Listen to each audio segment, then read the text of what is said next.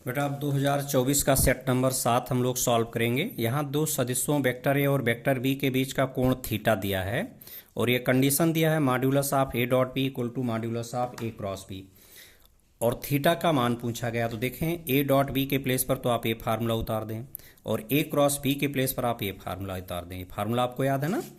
और बाहर क्या लगा है, ए डॉट बी के बाहर मॉड्यूलस लगा है, तो ए डॉट बी का मैंने ये फार्मूला उतारा, बाहर मॉड्यूलस लगा दिया यहाँ मॉड्यूलस की वजह से।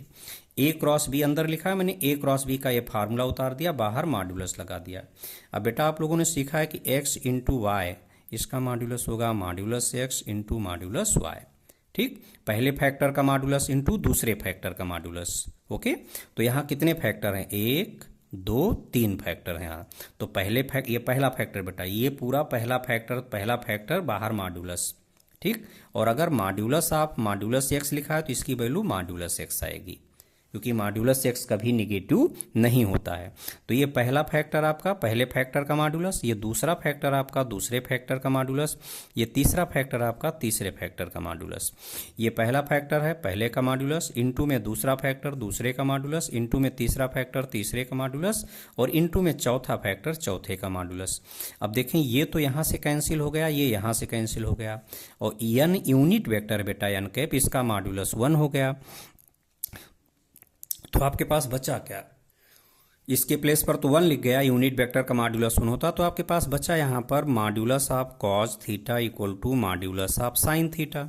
साइन कॉस दोनों आ गया इस समीकरण में, तो हम tan में बदल लेंगे, तो मॉड्यूलस ऑफ कॉस थीटा से भाग कर दें दोनों तरफ, तो इतना आ गया। आप लोग जानते हैं modulus X upon modulus Y बराबर होता है modulus of X upon Y, पूरे का मॉड्यूलस हो जाता है। तो यहाँ पर देखें साइन थीटा में मॉड्यूलस था, यहाँ कॉस थीटा में है, तो ये पूरे में मॉड्यूलस लग गया। मॉड्यूलस के अंदर आपका हो गया साइन थीटा बटे कॉस थीटा और इसकी वैल्यू tan थीटा होती है, तो modulus of tan theta equal to 1 आ गया।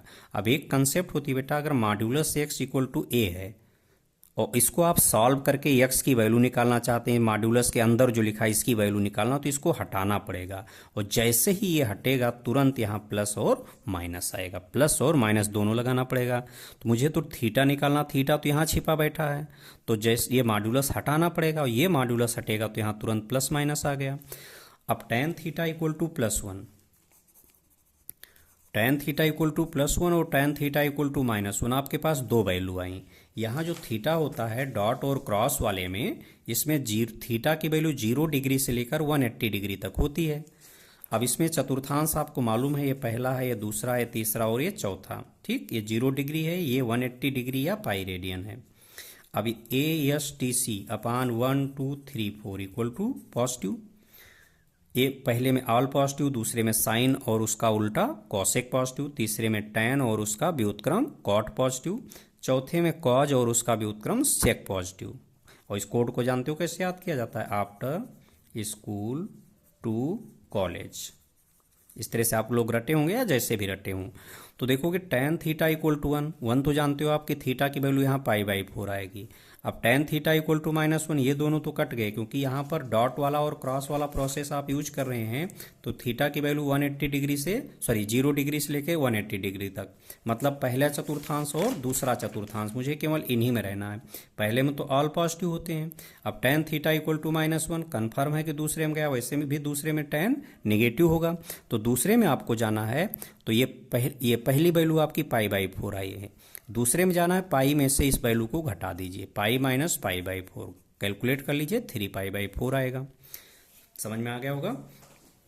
अगला क्वेश्चन बेटा, समांतर चतुर्भुज का क्षेत्रफल निकालना है। तो समांतर चतुर्भुज का क्षेत्रफल निकालना है तो इसके लिए आपको फार्मूला आना चाहिए।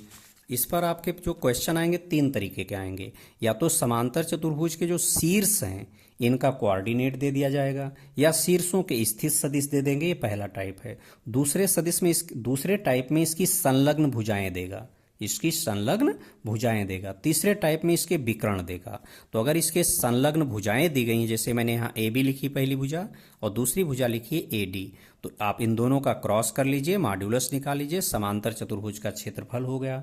अगर आपको इसके विकर्ण दिए हैं, देखें पहला विकर्ण क्या है, AC, A से C को मिलाएंगे तो विकर्ण मिलेगा, B से D को मिलाएंगे तो विकर्ण मिलेगा। मैंने यहाँ क्या लिखा है, AC वेक्टर, ये पहला विकर्ण है और ये दूसरा विकर्ण है BD, इन दोनों का आप क्रॉस कर लीजिए, अगर विकर्ण दिया गया है तो मॉड्यूलस ले लीजिए और यहाँ 2 से भाग करना मत भूलिएगा।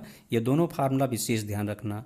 आप कहोगे अगर इसके शीर्षों के निर्देशांक दे दिए गए या शीर्षों के स्थित सदिश दे दिए गए तब हम क्या करेंगे, तब आपको चाहे ए पर सोर्स मान लो, स्रोत मान लो, चाहे बी पर, चाहे सी पर, चाहे डी पर, ठीक। पहले तो सबका पोजीशन वेक्टर लिख लेना, ओ ए वेक्टर, ओ बी वेक्टर, ओ C vector, O D vector लिख डालोगे। आप लिखना जानते हो उतना, जैसे त्रिभुज वाले में सिखाया है। अब आप अगर ए पर स्रोत मानोगे तो पहली किरण किधर जाएगी, ए से बी, मतलब ए बी वेक्टर निकालोगे। दूसरी किरण किधर जाएगी, ए से डी, मतलब ए डी वेक्टर निकालोगे। अब दोनों का क्रॉस कर लीजिएगा। इस क्वेश्चन में क्या है बेटा, आपको सीधे सीधे संलग्न भुजाएं दी गई हैं। संलग्न भुजाएं दी गई मतलब ये फार्मूला लगेगा कि दोनों भुजाओं का क्रॉस कर लीजिए और उसका मॉड्यूलस निकाल लीजिए। इस तरह के क्वेश्चन आप सॉल्व कर चुके हैं, पिछले लेक्चर देख लीजिए। ये अगला क्वेश्चन बेटा, बिंदु ए बी सी डी के स्थित सदिश दिए हैं। स्थित सदिश दिया बेटा, मतलब यहाँ आप ओ ए वेक्टर लिखेंगे, ओ बी वेक्टर, ओ सी वेक्टर और ओ डी वेक्टर, ये आपको दिया है। ए बी और सी डी के बीच का कोण ज्ञात करना। अगर आपको दो रेखाओं या दो सदिशों के बीच का कोण दिया है, आई जे के फॉर्म में दिया गया है, तो आप उसमें इसी फार्मूले को अप्लाई करेंगे यहाँ ए डॉट बी का, ठीक। मतलब आप पहला वेक्टर लिख और दूसरे वेक्टर का डॉट निकालेंगे, दोनों का अलग अलग मॉड्यूलस निकाल के इसी में रख देंगे। रेखाओं की बात होती है तो रेखाओं में ये दो रेखाएं, अगर ये कोण 90 अंश से छोटा है तो ये कोण 90 अंश से बड़ा होगा, या फिर दोनों कोण 90 अंश के होंगे। तो यहाँ ओ ए वेक्टर, ओ बी वेक्टर, ओ C vector, O D vector, चारों के आपको स्थित सदिश दिए गए थे। ए बी और सी डी के बीच का कोण चाहिए तो आप ए बी वेक्टर निकाल लीजिए और सी डी वेक्टर निकाल लीजिए। ए बी वेक्टर कैसे लिखेंगे आप, बाद वाले पॉइंट का पोजीशन वेक्टर माइनस पहले पॉइंट का पोजीशन वेक्टर, इनकी वैल्यू यहाँ से रख दें, कैलकुलेट कर लें। सी डी वेक्टर इसी तरह से लिख लें, बाद वाले यहाँ डी का पोजीशन वेक्टर माइनस सी का पोजीशन वेक्टर, यहाँ से वैल्यू रख लें। अब हमको क्या करना है, हमारे पास दो वेक्टर आ गए, एक ए बी वेक्टर, दूसरा सी डी वेक्टर। अब इन दोनों का हमें, चूंकि दोनों के बीच का कोण चाहिए तो पहले दोनों का डॉट निकालेंगे, फिर दोनों का अलग अलग मॉड्यूलस निकालेंगे। और डॉट प्रोडक्ट सभी बच्चों को निकालना आता है।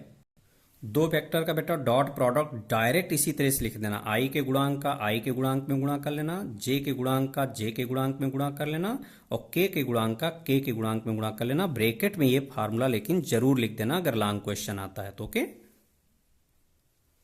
तो अब हम इन दोनों का डॉट प्रोडक्ट निकाल रहे हैं। देखें, पहला वेक्टर डॉट दूसरा वेक्टर रख दिया, आई का गुणांक यहाँ 1 है, यहाँ -2 गुणा किया -2 आया, जे का गुणांक यहाँ +4 है, यहाँ -8 गुणा किया -32 आया, के का गुणांक -1 है, यहाँ +4 गुणा किया -4 आया, कैलकुलेट कर लिया -38 आया। मान लीजिए कि ये सॉल्व करते और जीरो आ जाता।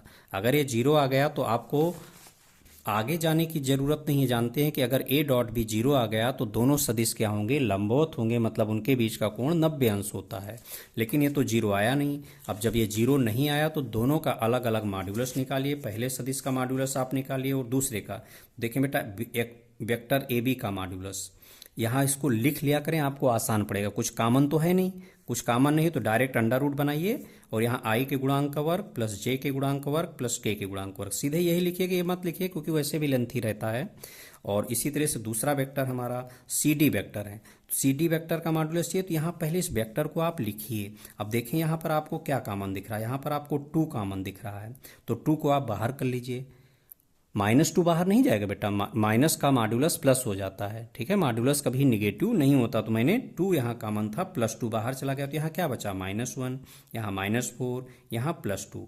अब इसका जब मॉड्यूलस निकालेंगे तो इसके बाद डायरेक्ट यहाँ बाहर 2 लिखा इनटू, ये स्टेप मत लिखिएगा, सीधे ये स्टेप लिखिए। तो मैंने फार्मूले की वजह से लिख दिया अंडर रूट आई के गुणांक का वर्ग, तो -1 का स्क्वायर +1, -4 का स्क्वायर 16 और 2 का स्क्वायर 4। अब कैलकुलेट कर लीजिए, इतना आ गया। अब आपके पास दोनों वेक्टर का डॉट आ गया, दोनों का अलग अलग मॉड्यूलस आ गया। अब यहाँ से कॉस थीटा का फार्मूला आप निकालेंगे तो क्या आएगा, अब ए डॉट बी और बटे में modulus A into modulus B. अब बेटा यहाँ ध्यान देंगे, हमें कोण निकालना, लेकिन मुझे दो सदिशों के बीच का कोण नहीं कहा गया। अगर दो सदिशों के बीच का कोण कहा गया तब तो आप इसको अप्लाई कीजिए। आपको दो रेखाओं के बीच का कोण कहा गया है, और जब आपको दो रेखाओं के बीच का कोण कहा गया तो आप इस फार्मूले को अप्लाई कीजिए। आया इसी से है, इसी से निकाला गया है। कॉस थीटा इक्वल टू निकालेंगे, ए डॉट बी ऊपर रहेगा, modulus A into modulus B नीचे जाएगा। लेकिन हम लोग न्यून कोण निकालते हैं, रेखाओं के केस में हम लोग न्यून कोण वाला फार्मूला निकालते हैं। तो न्यून कोण वाले में यहाँ ऊपर आप मॉड्यूलस ले लेंगे, ठीक है। तो ये फार्मूला लगा दो रेखाओं के बीच के कोण का, थीटा इक्वल टू क्या आ गया, कॉज इनवर्स। इसी से मिला बेटा, कॉस थीटा इक्वल टू क्या आ जाएगा, ये ऊपर रहेगा ये नीचे रहेगा। जब न्यून कोण लोगे तो आपका यहाँ मॉड्यूलस लग जाएगा, ऊपर भी मॉड्यूलस लग जाएगा, ए डॉट बी का मॉड्यूलस हो जाएगा। ठीक, तो इसमें पहले थीटा बराबर कॉज इनवर्स पहला वेक्टर डॉट दूसरा वेक्टर बटे पहले वेक्टर का मॉड्यूलस इनटू दूसरे वेक्टर का मॉड्यूलस। कब यूज करेंगे, जब दो रेखाओं के बीच की बात होगी। और हमें क्वेश्चन में ए बी और सी डी रेखाएं लिखी गई हैं कि ए बी और सी डी के बीच का कोण ज्ञात कीजिए, वेक्टर नहीं लिखा है। अगर ए बी वेक्टर और सी डी वेक्टर के बीच का कोण पूछा होता तब आप ये फार्मूला लगाते, तब आप कॉस थीटा बराबर क्या लिखते, ए डॉट बी बटे modulus of A into modulus of B, ये फार्मूला आप अप्लाई करते। लेकिन जब आपको दो रेखाओं के बीच का कोण कहा गया है तब आप ये फार्मूला यूज करेंगे। वेक्टर के केस में, कार्टेशियन में ये यूज करेंगे आप। ठीक है, तो अब अंतर मालूम चल गया आपको कि हम ये फार्मूला कब यूज करेंगे, कॉस थीटा बराबर कोण के लिए, जब दो वेक्टर के लिए कहा जाता। अगर वो कहता वेक्टर ए बी और वेक्टर सी डी बना के देता, यहाँ वेक्टर बना के देता, तब आप ये फार्मूला लगाते। तब इससे आप कॉस थीटा यूज करके थीटा निकाल लेते।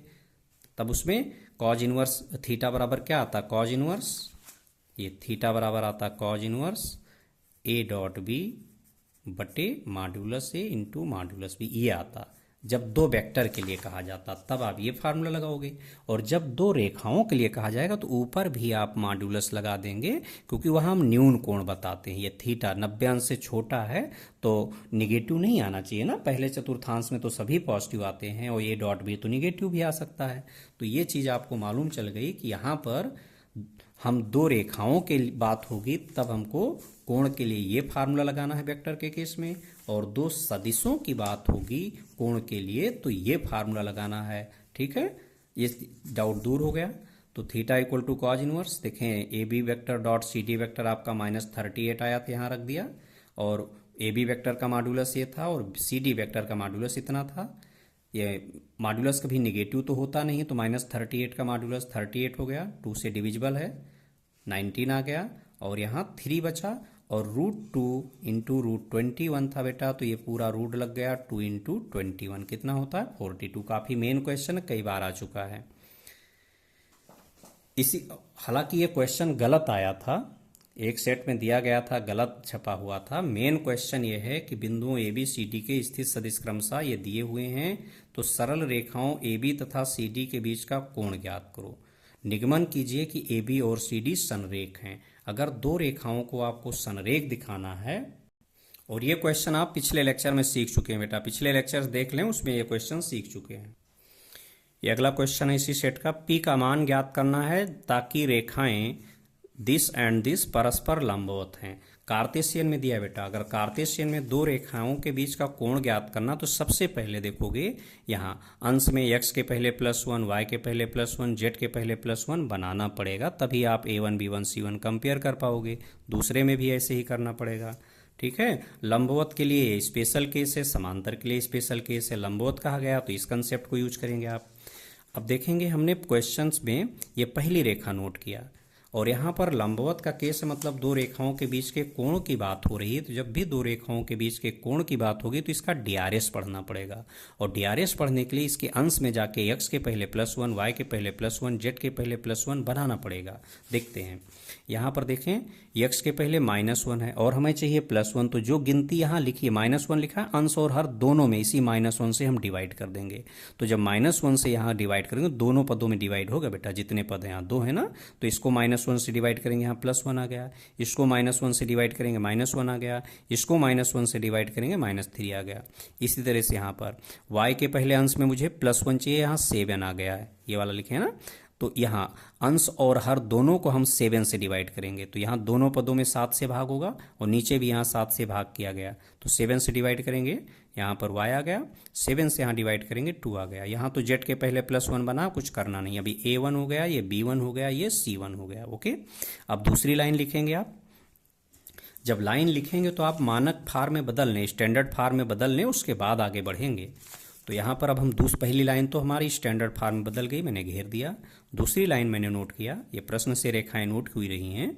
तो देखें यहाँ भी अंश में x के पहले +1 मुझे बनाना है, यहाँ -7 है, तो अंश और हर को -7 से डिवाइड करना है। यहाँ दो टर्म है तो दोनों पदों में भाग होगा बेटा, तो -7 से जब इस पद को भाग करेंगे, x वाला पहले लिख लो, तो +1 आ गया। इसको -7 से डिवाइड करोगे -1 आया, और इसको -7 से डिवाइड करोगे तो -3p/7 माइनस ऊपर लिखा जाता है बेटा, जैसे 1/-2 है, इसको हम क्या लिखते हैं -1/2, ये मानक रूप है।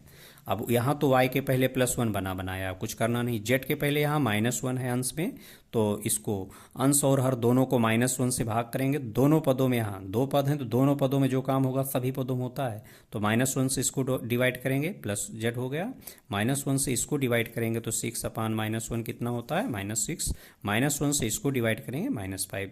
ओके, तो यहाँ पर अब ये मानक फॉर्म में बदल गई। तो यहाँ से मुझे A1 मिला, यहाँ से B1 मिला, यहाँ से C1 मिला, यहाँ से A2 मिला, यहाँ से B2 मिला और यहाँ से C2 मिला।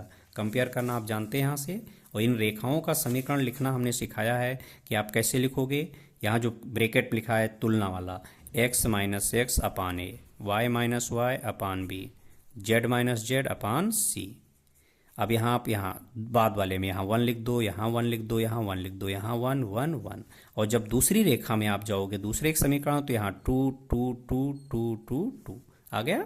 तो ये लिखने में अब दिक्कत नहीं होगी से तुलना करने पर। भाई A1 B1 C1 हम कहाँ से लिख लाए, ये तो बना नहीं था।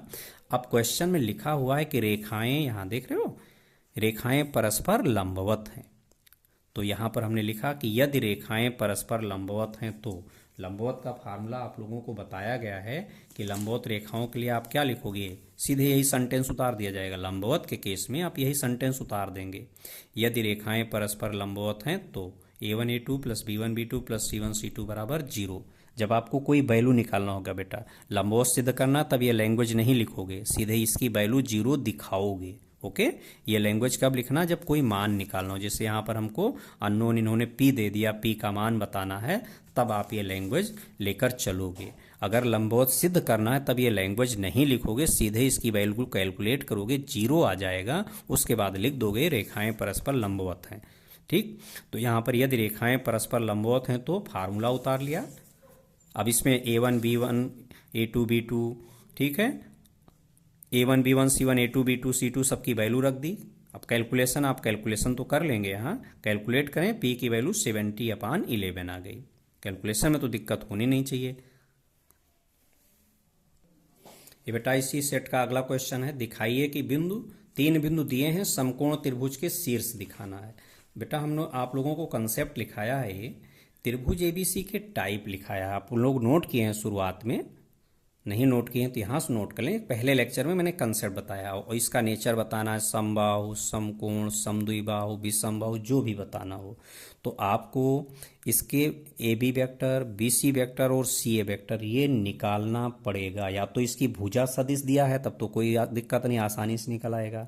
अगर इसके शीर्ष दिए हैं तो पहले उनके पोजीशन वेक्टर लिख के AB vector, BC vector, CA vector निकालेंगे, इसका मॉड्यूलस निकालेंगे। समकोण के लिए सभी बच्चे जानते हैं, कर्ण का वर्ग बराबर लंब का वर्ग प्लस आधार का वर्ग। कर्ण कौन होगा, जो सबसे ज़्यादा आएगा जिसका मॉड्यूलस वही कर्ण होगा। जो दोनों बच गए उसमें से एक लंब और एक आधार, अगर इसको संतुष्ट करेगा तो समकोण त्रिभुज होंगे। अब आते हैं, यहाँ मुझे समकोण त्रिभुज के शीर्ष दिए बेटा, त्रिभुज के शीर्ष दिए हैं। शीर्ष दिए हैं मतलब इस तरीके से A हो गया, B हो गया, C हो गया। आपको शीर्ष दिया है तो आप OA वेक्टर लिखिए, OB वेक्टर लिखिए, OC वेक्टर लिखिए। यहाँ बिंदुओं A, पहले को मैंने A माना, दूसरे को B माना, तीसरे को C माना, के स्थित सदिश आप लिखेंगे। अगर हमें शीर्ष दिया है तो पहले आप उसके स्थित सदिश लिखेंगे, तीनों सदिशों के, मतलब OA वेक्टर, OB वेक्टर और OC वेक्टर लिखेंगे, उसके बाद ही निकाल पाएंगे। तो इसमें OA वेक्टर हमने लिखा, इनके स्थित सदिश, OB वेक्टर और OC वेक्टर कैसे लिखेंगे। यहाँ इसमें I का इंटू किया, इसमें J का इंटू और इसमें K का, तो 2I - J + K चिन्ह से जोड़ लो। I का J का K का इंटू करके चिन्ह से जोड़ लो, I का J का K का इंटू करके चिन्ह से जोड़ लो। अब AB वेक्टर निकाल लो आप। इसमें एरो वगैरह कुछ नहीं बनाना है, यहाँ कुछ नहीं बनाना, चित्र नहीं बनाना है, डायग्राम की जरूरत नहीं। AB वेक्टर कैसे निकलेगा, OB vector - OA vector. AB vector formula याद है ना, बाद वाले पॉइंट के पोजीशन वेक्टर से पहले वाले पॉइंट का पोजीशन वेक्टर माइनस किया जाएगा। अब यहाँ से वैल्यू रख दें, अब इसके मॉड्यूलस का स्क्वायर निकालने, क्योंकि इसका नेचर बताना है। जब भी हमें इसका टाइप बताना होगा, समकोण, समद्विबाहु, समबाहु, विषमबाहु, तो इस भुजाओं के मॉड्यूलस की जरूरत पड़ेगी। तो मॉड्यूलस आप ए बी का स्क्वायर निकालें, क्योंकि मुझे समकोण त्रिभुज प्रूव करना है और समकोण त्रिभुज में हम इस कंसेप्ट को चेक करेंगे। तो मॉड्यूलस आप ए बी वेक्टर इसका स्क्वायर निकाल लें, सीधे डायरेक्ट लिख देना बेटा, आई के गुणांक, यही स्टेप लिखा करना, ये मत लिखा करना, ठीक है। हमारे पास समय कम हो गए, मैंने आपको समझाने के लिए लिखा है कि आई के गुणांक का वर्ग प्लस जे के गुणांक का वर्ग प्लस के गुणांक का वर्ग, क्योंकि फार्मूला में यही चीज़ मैंने बताई है। अंडर रूट क्यों हट गया, क्योंकि यहाँ स्क्वायर, सीधे ये लाइन लिखना, ये लाइन मत लिखना। तो इसका स्क्वायर 1, इसका स्क्वायर 4, इसका स्क्वायर 36 कैलकुलेट कर लें। बीसी वेक्टर निकाल लें तो क्या आएगा, ओसी वेक्टर माइनस ओबी वेक्टर, यहाँ से वैल्यू रख दें, कैलकुलेट कर लें। इसका मॉड्यूलस का स्क्वायर निकाल लें, तो आई के गुणांक का वर्ग प्लस जे के गुणांक का वर्ग प्लस के गुणांक का वर्ग, सीधे ये स्टेप लिखेंगे, मत दिखाएं। सी ए वेक्टर निकाल लें, आखिरी वाला बिंदु ए है तो ओ ए vector minus O C vector, value रख दें, इसके मॉड्यूलस का स्क्वायर निकाल लें। तो देखें ये आपका 35 आया, ये 6 आया, ये 41 आया, सबसे ज़्यादा ये है, सबसे ज़्यादा ये है। अच्छा इन दोनों को जोड़ो, सबसे ज़्यादा अलग कर लो, इन दोनों को जोड़ो, तो 35 में आप 6 जोड़ेंगे 41 आएगा। अर्थात यहाँ पर हम देख रहे हैं मॉड्यूलस आप यहाँ लिख दिया गया कि because modulus of vector A B का square equal to modulus of vector B C का square plus modulus of vector C A का स्क्वायर, इसलिए दिए गए बिंदु समकोण त्रिभुज के शीर्ष हैं। ठीक, ए बी वेक्टर के मॉड्यूलस का स्क्वायर बराबर बी सी वेक्टर के मॉड्यूलस का स्क्वायर प्लस सी ए वेक्टर के मॉड्यूलस का स्क्वायर आ गया। ये फार्मूला आपका संतुष्ट हो गया और ये फार्मूला होता है समकोण त्रिभुज के होने का फार्मूला। इसमें आपको डॉट अगर करोगे, कहोगे कि हम डॉट से कर लें, तो बेटा डॉट में जैसे आपने ए बी वेक्टर और बी सी वेक्टर का डॉट किया, जीरो नहीं आएगा। तब आपको बी सी वेक्टर और सी ए वेक्टर का डॉट करना पड़ेगा, वहाँ भी अगर जीरो नहीं आएगा तब आपको सी ए वेक्टर और ए बी वेक्टर का डॉट करना पड़ेगा। मतलब इस पेयर का डॉट करेंगे, जीरो आ गया तो वहीं आप रुक जाइए। इस पेयर का डॉट करेंगे, जीरो आ गया तो वहीं आप रुक जाइए। और इस पेयर का डॉट करेंगे, जीरो आ गया तो यहीं आप रुक जाइए। जब आपको जीरो मिलेगा तब आपको रुकना होगा, पता नहीं कहाँ जीरो मिले, तो इसलिए यहाँ से आसान पड़ेगा। समकोण त्रिभुज अगर दिखाना है, बाय नेम नहीं देता कि डॉट प्रोडक्ट से दिखाओ, तो आप इसी से दिखा दीजिए। ठीक है, अब समबाहु हो, समद्विबाहु हो, सब में आपको यही तरीका अप्लाई करना है वाला कि त्रिभुज की भुजा सदिश निकालोगे, उसका मॉड्यूलस निकालोगे। अगर समबाहु दिखाना है तो सभी भुजाओं के मॉड्यूलस बराबर आने चाहिए। समद्विबाहु दिखाना है तो किन्हीं दो भुजाओं के मॉड्यूलस बराबर आना चाहिए। विषमबाहु दिखाना है तो सभी भुजाओं के मॉड्यूलस डिफरेंट आना चाहिए। जैसे अगर इसको देखा जाए तो ये भी विषमबाहु है, तीनों का मॉड्यूलस डिफरेंट आया है, विषमबाहु त्रिभुज है। लेकिन इसमें भी उसने कह दिया था कि समकोण त्रिभुज प्रूव करना, तो समकोण त्रिभुज मैंने प्रूव करके आप लोगों को दिखाया। इसी सेट का अगला क्वेश्चन बेटा, यहाँ पर ये L1 और L2 दो रेखाएं दी हैं, इससे आपको नहीं परेशान होना है, सीधे सीधे इसका समीकरण देखना है कि रेखाएं हमारे पास कार्टेशियन फॉर्म में दी गई हैं या वेक्टर फॉर्म में दी गई हैं। तो पता चला दोनों रेखाएं वेक्टर फॉर्म में दी गई, पहली का समीकरण ये, दूसरी का समीकरण। अब इसके बाद मुझे पहचानना होता है कहीं ये समांतर तो नहीं है, समांतर है तो ये फार्मूला लगाएं, समांतर नहीं है तो ये फार्मूला लगाएं। समांतर पहचानने का तरीका मैंने सिखाया था, ये स्केलर आई जे के को छोड़कर नया लेटर यहाँ लैम्डा मिला, इकट्ठा लिखा है ना, लैम्डा यहाँ कॉमन है, यहाँ आई जे के को छोड़कर नया लेटर आपको म्यू मिला, वो भी एक साथ है ब्रैकेट के अंदर। लैम्डा के इंटू में यहाँ जो आई का गुणांक है 2 है, जे का -1 है, के का +1, आई का गुणांक 3, जे का गुणांक -5 और के का गुणांक 2। अगर ये तीनों बराबर आ जाएगा, जैसे इसको अगर हम कैलकुलेट करें तो यही दोनों नहीं बराबर आ रहा, आगे जाने की कोई ज़रूरत नहीं। अगर ये तीनों बराबर आ जाते तो ये कौन सा केस हो जाता, ये समांतर वाला केस होता। ये मैंने आपको समांतर रेखाओं का पहचानने का तरीका बताया है और उसका क्वेश्चन कराया। तो ये इसमें किस फार्मूले से सॉल्व करेंगे, इसमें पहला फार्मूला लगेगा और इससे रिलेटेड क्वेश्चन आप स्टार्टिंग लेक्चर में देख चुके हैं, वहां से देख करके इस क्वेश्चन को सॉल्व करेंगे। आंसर यहाँ दे दिया गया है। आंसर में जब भी बेटा लिखेंगे परिमेयकरण करके लिखना और इकाई जरूर लिखना, नहीं तो आपके हाफ मार्क्स कट जाएंगे। तो ये 2024 का 7वां सेट कंप्लीट हो गया बेटा। अगर आप लोगों को कंसेप्ट समझ में आ रही है, अगर पहला लेक्चर देख के कंसेप्ट नोट करेंगे तभी समझ में आएगी, नहीं तो नहीं आएगी। उससे कंसेप्ट नोट कर लें और अपने सभी फ्रेंड्स को भी लेक्चर शेयर जरूर कर दें, चैनल सब्सक्राइब कर लें और लाइक एंड कमेंट करके जरूर बताएं।